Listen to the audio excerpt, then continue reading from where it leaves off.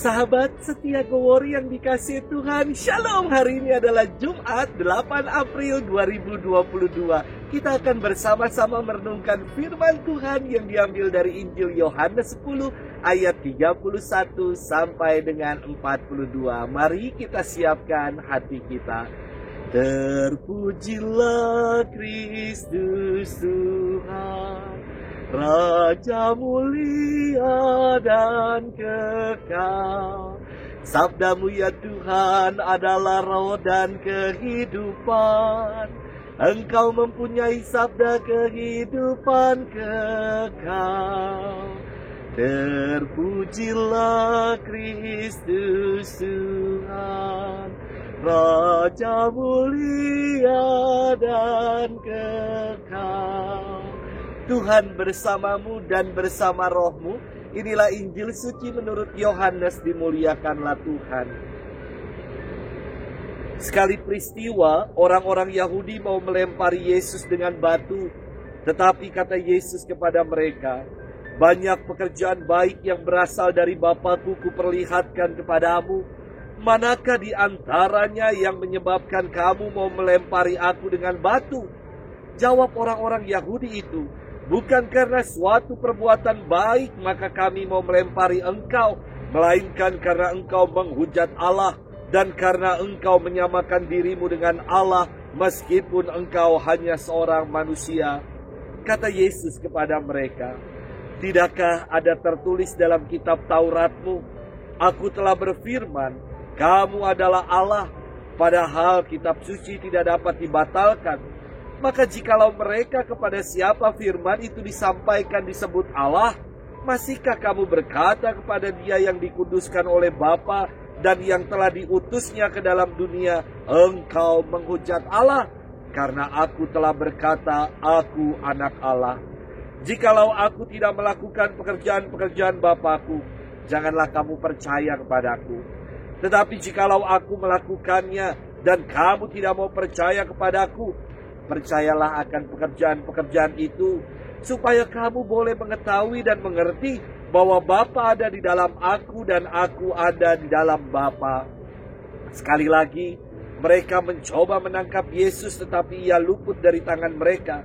Kemudian Yesus pergi lagi ke seberang sungai Yordan, ke tempat Yohanes dulu membaptis orang, lalu ia tinggal di situ.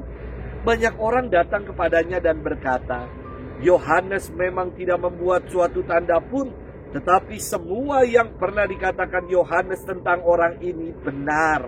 Dan banyak orang di situ percaya kepadanya. Demikianlah sabda Tuhan.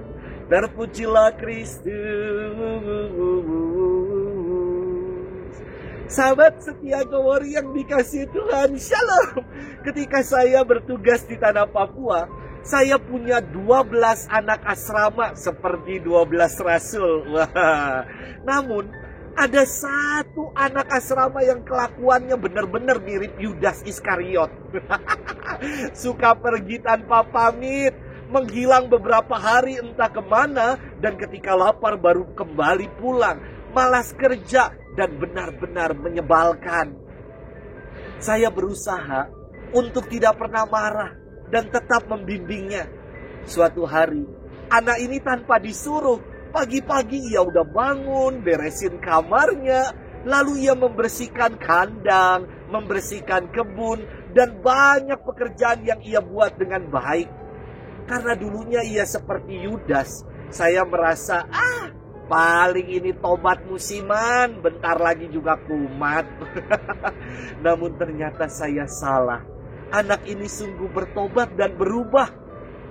Saya pernah bertanya kepada anak ini, anak, kenapakah kau dulunya nakal sekali, kini kau jadi baik, jadi anak Tuhan yang baik?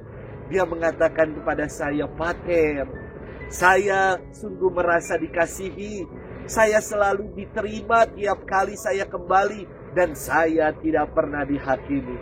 Luar biasa, ternyata kasih mengubah orang. Sahabat setia Gowori yang dikasihi Tuhan, dalam firman hari ini, dialog Yesus dengan orang-orang Yahudi semakin mengalami kebuntuan. Mereka pengen melempari Yesus dengan batu, karena Yesus dianggap menghujat Allah. Kepicikan dan fanatisme orang-orang Yahudi menutup mata mereka untuk dapat melihat segala perbuatan baik yang telah dilakukan oleh Yesus. Mereka nggak peduli banyaknya karya, mukjizat yang Yesus telah lakukan dan buat. Yang ada dalam benak-benak orang-orang picik macam ini adalah Yesus harus disingkirkan, dibunuh karena mengancam kedudukan dan kepentingan mereka. Berulang-ulang Yesus berupaya menempuh jalan dialog dan menjelaskan maksud kedatangannya, bahwa dirinya diutus untuk melakukan pekerjaan-pekerjaan Bapanya. Namun tetap saja deadlock, dialog tidak berjalan karena kesempitan berpikir orang-orang Yahudi. Maka Yesus menyingkir ke seberang Yordan dan tinggal di sana. Justru banyak orang yang datang kepadanya dan menjadi percaya. Sahabat setia Gowori yang dikasihi Tuhan, dalam kehidupan ini terkadang kepicikan atau kesempitan berpikir melanda kita. Kita menjadi pribadi yang selalu overthinking, negative thinking sama orang lain. Perbedaan, ketidaksepahaman dengan orang lain kita anggap sebagai ancaman, dan tidak jarang kita merasa diri sebagai yang paling baik, paling benar, paling pintar, dan yang lain adalah yang salah dan keliru. Seharusnya semakin kita beriman, kita juga semakin mampu untuk bersaudara dan berbela rasa. Orang yang mengklaim dirinya beriman tapi tidak mampu untuk bersaudara dengan yang lain, patut kita tanyakan imannya itu. Selamat bermenung. Tuhan memberkati kita selalu, dalam nama Bapa dan Putra dan Roh Kudus. Amin.